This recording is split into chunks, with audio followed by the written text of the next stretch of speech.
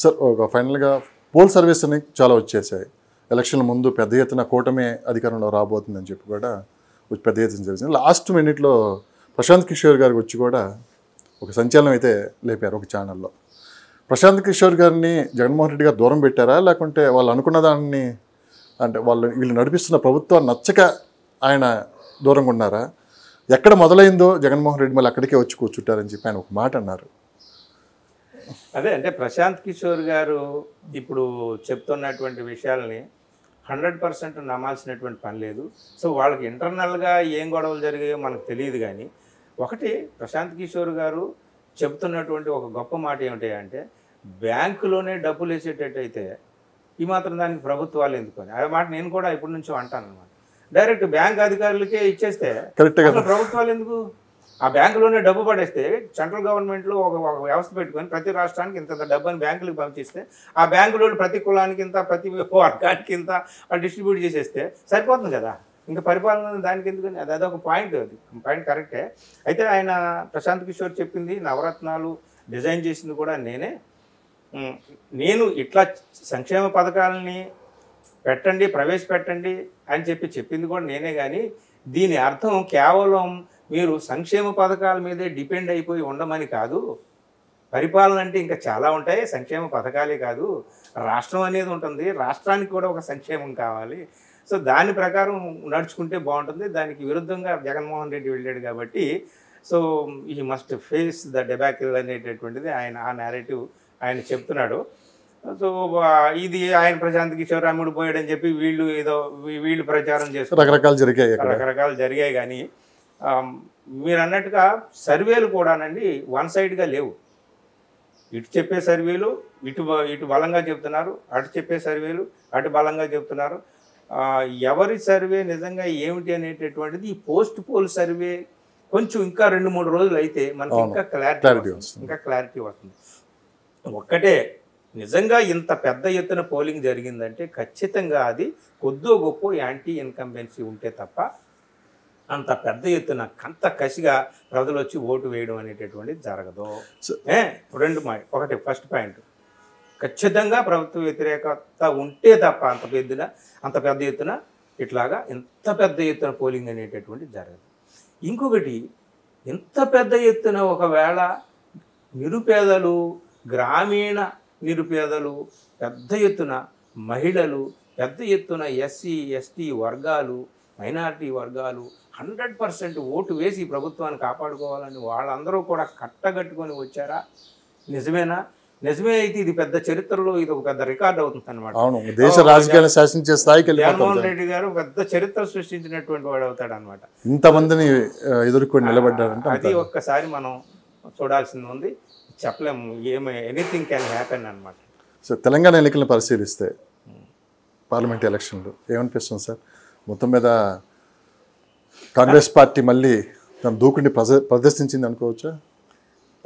ఇది అసెంబ్లీ ఒక విషయం గుర్తుపెట్టుకోవాలండి. అసెంబ్లీలో కేవలం 6 నెలల్లో కాంగ్రెస్ పార్టీ అంత పెద్ద ప్రిడామినెంట్ ఫోర్స్గా ఎదిగింది కేవలం 6 నెలల్లోనే. అవును, ఇదంతా కూడా కేసీఆర్ స్వయంకృతాపరాధం.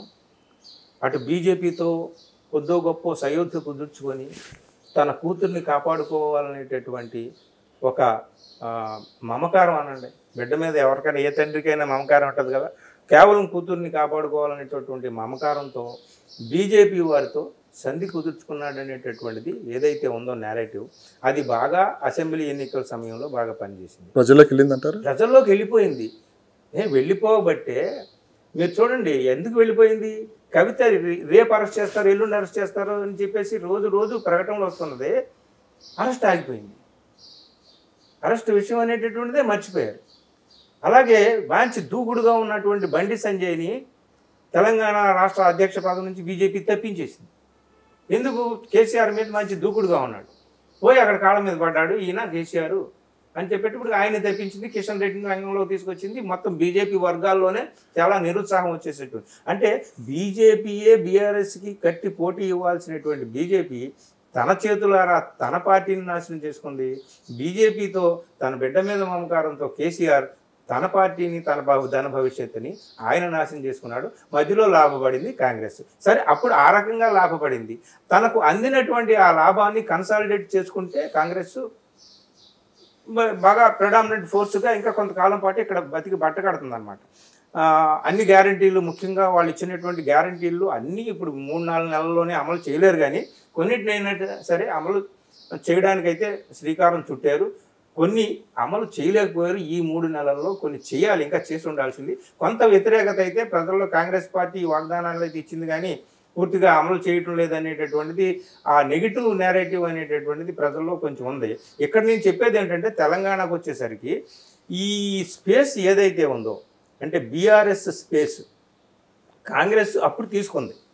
కాంగ్రెస్ బీఆర్ఎస్కి వ్యతిరేకంగా, అంటే అవినీతి ఇష్యూ కానీ, నిరుద్యోగుల ఇష్యూ కానీ, రకరకాలుగా ఈ మొత్తం చాలా పథకాలు కేవలం వాళ్ళ పార్టీ కార్యకర్తలకి, వాళ్ళకి సంబంధించినటువంటి నాయకులకి వాళ్ళకే అందిని తప్ప పథకాలు ఎవరికి అందలేదని, రైతుల్లో చాలా అసంతృప్తి, ఇవన్నీ ఉన్నటువంటి కారణంగా దాన్ని క్యాష్ చేసుకుంది కాంగ్రెస్ పార్టీ. బీజేపీ ఆ మేరకు అక్కడ నష్టపోయింది. కానీ ఇప్పుడు లోక్సభ ఎన్నికలకు వచ్చేటప్పటికి మరి ఆ బీఆర్ఎస్ బాగా నష్టపోయినటువంటి బీఆర్ఎస్ పునరుద్ధరించబడుతుందా, తిరిగి మళ్ళీ కోలుకుంటుందా, లేకపోతే ఇంకా దెబ్బతిందా? ఇంకా బీఆర్ఎస్ దెబ్బతింటే మరి బీఆర్ఎస్ వచ్చిన ఓటింగ్ దగ్గర 37% ఓటింగ్ వచ్చిందా? వాళ్ళందరూ ఓట్లు ఎటు వెళ్తాయి? ఇప్పుడు కాంగ్రెస్కి వెళ్తాయా, మరి బీజేపీకి వెళ్తాయా అనేటటువంటిది ఒకటి ఉందన్నమాట. ఇక్కడ ఒక అంచనా ఏమిటంటే, కాంగ్రెస్ మీద చాలా చోట్ల కొంచెం నెగిటివ్ ప్రచారం అనేటటువంటి జరిగింది, కాబట్టి కొద్దో గొప్ప బీజేపీ సెకండ్ ప్లేస్లో ఉండాల్సినటువంటి బీఆర్ఎస్ని తోసేసి తాను సెకండ్ ప్లేస్కి వెళ్ళేటటువంటి అవకాశం ఉంది. కానీ బీజేపీకి నా దృష్టిలో 4-5 గంటే ఎక్కువ వచ్చే అవకాశం లేదు. బీఆర్ఎస్కి మహా అయితే 1 వస్తుంది, అది కూడా రాకపోయినా సరే ఆశ్చర్యపోయాల్సిన పని లేదు. మినిమం 10 అయితే కాంగ్రెస్కి వస్తాయని చెప్పేసి ఒక అంచనా. తెలంగాణ బీఆర్ఎస్ పార్టీ మనుగడే కష్టమైపోతున్న టైంలో కేసీఆర్ గారు ఆంధ్రప్రదేశ్లో జగన్మోహన్ రెడ్డి మళ్ళీ అధికారం చేపట్టబోతున్నారని చెప్పిన మాటలు ఆంధ్ర ప్రజలపై ఎంతవరకు ఎఫెక్ట్ చూపించాయంటే, అంటే మొదటి నుంచి ఆయన చంద్రబాబుకి యాంటీ, జగన్కి అనుకూలం. జగన్ అక్కడ గెలిచినప్పుడు కూడా వచ్చి ఈయన ఆశీస్సులు తీసుకున్నాడు. అన్ని రకాలుగా వాళ్ళకి మధ్య చాలా సత్సంబంధాలే ఉన్నాయి. కాబట్టి మొన్న ఎన్నికల్లో, అసెంబ్లీ ఎన్నికల్లో కూడా చంద్రబాబు నాయుడు గారు తెలుగుదేశాన్ని ఇక్కడ పోటీ పెట్టవద్దు అని చెప్పేసి జ్ఞానేశ్వర్ అధ్యక్షుడిగా పెట్టినటువంటి, రాష్ట్రానికి అధ్యక్షుడిగా చేసినటువంటి జ్ఞానేశ్వర్ని కూడా మాట కాదని ఆయన పోటీ మనం ఉండొద్దు అంటే అర్థం ఏంటి? సెటిలర్స్, తెలుగుదేశం ఓటింగ్ అంతా కూడా గంపగుత్తుగా యాంటీ కేసీఆర్కి వెళ్ళాలని చెప్పి ఆయన డెసిషన్ తీసుకున్నాడు చంద్రబాబు నాయుడు. నిజంగా జరిగింది కూడా అదే. మరి ఇంత చేసిన తర్వాత కూడా మొదటి నుంచి కూడా మళ్ళీ అందులో రెండోసారి 2018లో ఇక్కడ తెలంగాణలో ఎన్నికలు జరిగినప్పుడు ఏమైంది? చంద్రబాబు ఇక్కడ రంగంలోకి దిగాడు. చంద్రబాబు రంగంలోకి దిగేటప్పటికి కేసీఆర్ నెత్తి మీద పాలు పోసినట్టు అయింది. ఎందుకంటే యాంటీ తెలంగాణ సెంటిమెంట్ని మళ్ళీ ఫ్లేర్ అప్ చేశాడు. ఇదిగో చూడండి, దొడ్డిదారిని మళ్ళీ వస్తున్నారు, ఆంధ్ర దోపిడీదారులు అనే ఒక నేరేటివ్ని తీసుకొచ్చాడు. సో అది బాగా కలిసి వచ్చింది. సో ఆ విధంగా మొదటి నుంచి కూడా చంద్రబాబుకి కేసీఆర్కి పడదు. ఆయన గెలుస్తాడని అనడంలో పెద్ద ఆశ్చర్యం ఏమి లేదు. కానీ మరి కేసీఆర్ ఆశీస్సులు ఆయనకి పూర్తిగా ఉన్నాయి. ఆయన పరోక్షంగా కూడా ఏమన్నా ఆయన సహాయపడ్డాడేమో మనకి డబ్బు రూపంలో మనకు తెలియదు. కానీ ఇది సహజమైందే వాళ్ళిద్దరి బంధం.